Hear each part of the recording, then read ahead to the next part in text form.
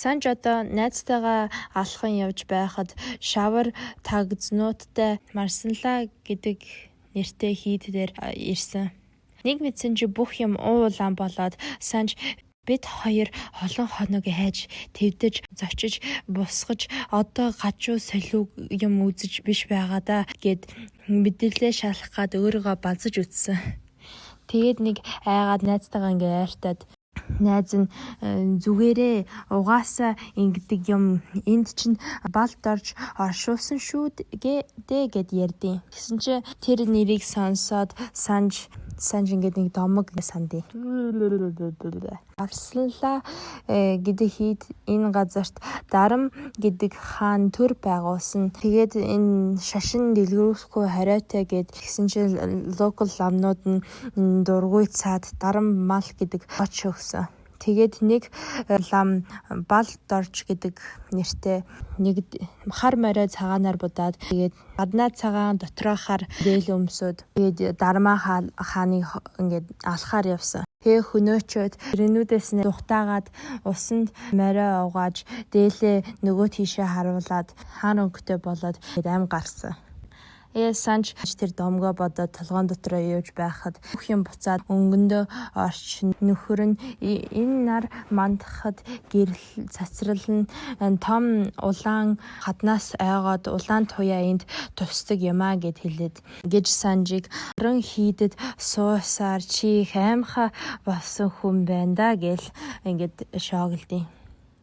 Одоо ингээд тэр хий дээр алхаж хараа явахад найз нь над сахалчинд тод харагдаад байна гэд. Тийм үү гэд тэр найз нь тийм ээ над чимхүүр байна уу? Над чинь зулгаач хайж таарна. Санж наа за байгаа гэд. Тэр чимхүүрээ гаргаж ирэх гэсэн чи хөрн хүй одоо авах шин ганцаараа шүн ав одоо ингээд чам шиг ингээд шимнэнц шиг ингээд нэг эмэгтэй хүн шиг болцолцсон хүн салхаа аваад байвал энэ хүмүүс чамайг хөтөө морь шиг харагдана штэ гэд хэлсэн. Одоо шүн болоход тэдээр ингээ гадаа хээр унти гэж тохироод нэг хадны нөмөртэй ингээд ор идрээс сандах чийсэн. Тэгэхээр тэр найз нь за чавнцаа хажуугаар хифт гэд Санжиг шоглоход Санж нинээгээд чавнц болж тааш сурахгүй нэ гэвэд тэгэхээр найз нь сураач яах юм блэ? Нутаг орны бараа харах хүртэл чавнцны дүрийг үзүүлж явбал болоо. Тэрэн Санж нэттэй шүү. Ларамб дамжаа барьчихад одоо ингэж явах нь гэл.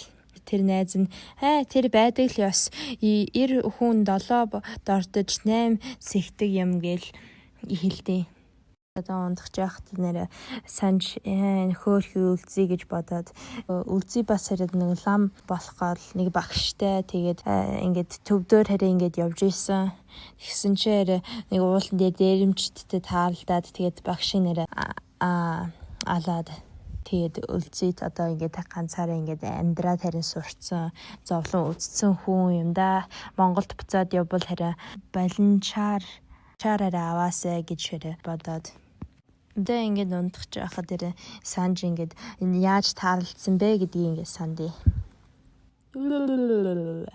Зад төвдийн Лахас хотод ингээд ламнууд нь ингээд дүгжөв гэдэг юм хийж байгаа. Тэр нь нэг амар том ингээд конус ингээд овоо модоор барьцсан тэрийг нь хадын даавуугаар ингээд нөмрөж уяад тэгээд дээр нь шар тос тавиад шатаад юм. Тэгчээд тэрийг ламнууд тойроод ингээд майнад дээр уншаад нэг юм ингээд түн гэл. Одоо тэр шатчихж байгаа ямыг сор гэдэг. Тэгээд тэрний зорилго нь харин ер нь бүх муу юм шингээгээд тэгээ шатаагаад тэгээ тэрийг зайлуулж байгаа. Тэр сорны үлдэгдэл ингээд тэр овоогоос ингээд шатж байгаа юмнаас нэг ингээд хаягдал эдэр нэгээ өсрөөд гарах. Тэрийг ингээд ламнууд ингээд очиод ингээд түүх гэж ингээд түүж авах га тэрийг тэнцдیں۔ Тэр нь арай ингээд тэрийг ингээд бариад явбал ер нь ингээд сайн муу ингээд зайлуулж байгаа ингээд сүжиглдیں۔ Тэгчээд одоо тэгсэн чи нэг нь ингээд гарч ирэхэд үлзий тарин тэр найзын тэр одоо хамт явж байгаа найзын нэр нь үлзий таахгүй юу.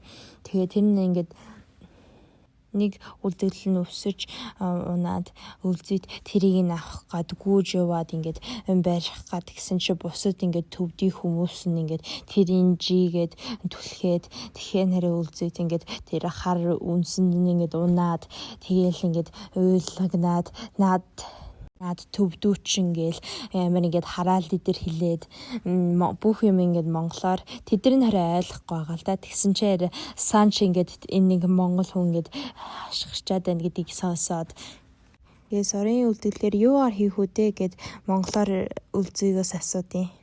Тэгэхээр үлзий ингээд уйлмахаа миний багш аваад ирсэн юм аа гэд санч хөрхидөө гэд өөрөө ингээд өөрхөө ингээд барьсан үлдгэлээр миний нутаг хүн юм байна да гэд үлзийтэд өгдөө. Тэгсэн чи үлзийт амар ингээд инээгээд ингээд нүүр нь тодорч эхлээд тэгээд бодоход үлзийт ер нь бурхны номны аа үсгийч мэдхгүй энийх амар ингээд уншиж чадахгүй ингээд санжийг зүгээр ингээд дагуулсан хүн.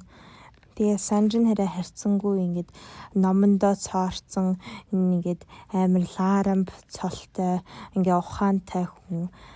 Тэгсэн ч гэсэн үлзий амар ингээд амьдралын хар ухаан мэддэг. Харин санж хэрэг ном уншсан ч гэсэн тэр амьдралын ухааг харин ер нь мэдгүй. Тэгээд одоо тэр нь хараа хамгийн ил харагдана. Тэнүүчлэн яваад тэгээд энэ нөгөө номны ухаан нэр нэг ч хэрэг болоогүй. Харин үлзийтийн ингээд амьдралын ухаан нэр тэдний бараг амьд авч явсан.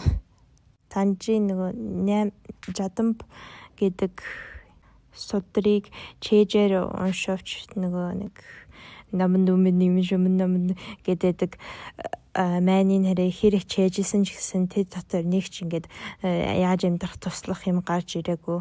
Харин үлзийт харьцуулван үр дүнд яг жин үдийн халуунд галаа асааж цагаа ууж бай гэд тэгвэл утаа огт харагдахгүй.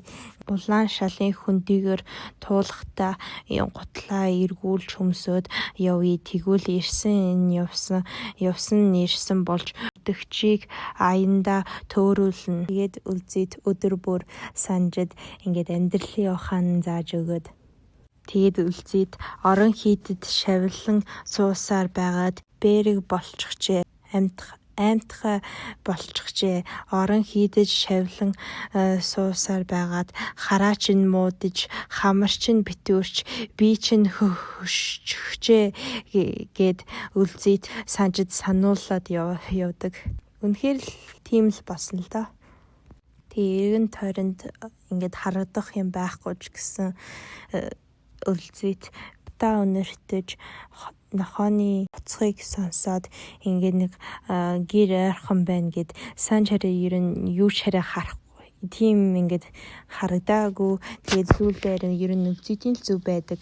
Тэрэнд нь ингээд вау ямар амар юм бэ гэж бодоод нэг өдөр үлзийт босоод энэ ингээ гоё тэнгэр ямар гоё харагдаж байна гэл ингээд хараад байсан чи үлзийт амар ингээд тийм ингээд таалагдаагүй.